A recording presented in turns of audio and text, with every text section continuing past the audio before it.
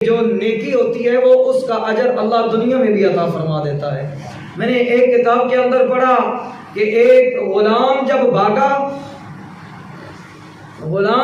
بھاگے تو اس کی سزا یہ ہے کہ اس کو قتل کر دیا جائے یا اس کو قید کر دیا جائے۔ غلام بھاگ نہیں سکتا، اپنے مالک کی اجازت کے بغیر کوئی کام نہیں کر سکتا، اپنے مالک کی اجازت کے بغیر خرید و فروخت نہیں کر سکتا،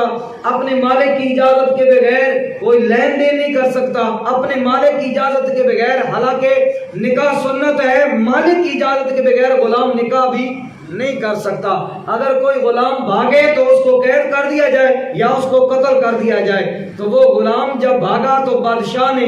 حکم کیا،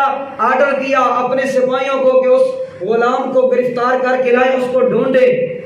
اب جب وہ غلام چھپتا چھپاتا ایک جنگل میں بیٹھا تھا تو اس نے دیکھا کہ ایک شیر جو وہاں پہ رہ رہا تھا تکلیف کی وجہ سے، درد کی وجہ سے، تو اس نے دیکھا کہ اب شیر کے پاس کون جائے، لیکن جب نیکی کا جذبہ بندے کے دل میں موجود ہوتا ہے تو اس وقت وہ کسی بڑی مصیبت سے نہیں ڈرتا۔ اس وقت چاہے شیر ہو، چاہے کوئی اس سے بھی بڑی آفت ہو، اس سے بھی کوئی بڑی بلا ہو، جب بندے کے دل میں نیکی کا جذبہ موجود ہوتا ہے تو وہ کر گزرتا ہے۔ نیکی کا جذبہ بندے کو وہاں تک پہنچا دیتا ہے جہاں تک بندے کا گمان بھی نہیں ہوتا۔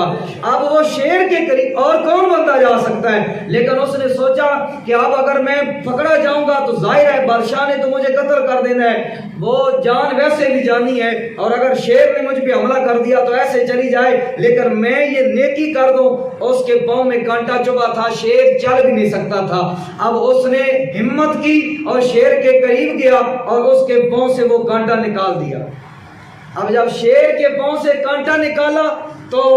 دل مطمئن ہو گیا کہ میں نے نیکی کی ہے، اللہ مجھے اس کا اجر ضرور عطا فرمائے گا۔ اب تھوڑی دیر گزرتی ہے، بادشاہ کے سپاہی بھی آ جاتے ہیں، بادشاہ کے سپاہیوں نے اسے گرفتار کر لیا اور بادشاہ کے پاس لے گئے۔ جب بادشاہ کے پاس پہنچا تو اس نے کہا اس کو پنجرے میں بند کر دیں، اس کو قید کر دیا جائے۔ تھوڑی دیر کے بعد بادشاہ نے اس کی سزا کو عبرت ناک بنانے کے لیے اس نے کہا لوگوں کو اکٹھا کیا جائے۔ جب سارے لوگ اکٹھے ہو گئے تو اس نے کہا اس کے پنجرے میں بھوکے شیر کو چھوڑ دیا جائے،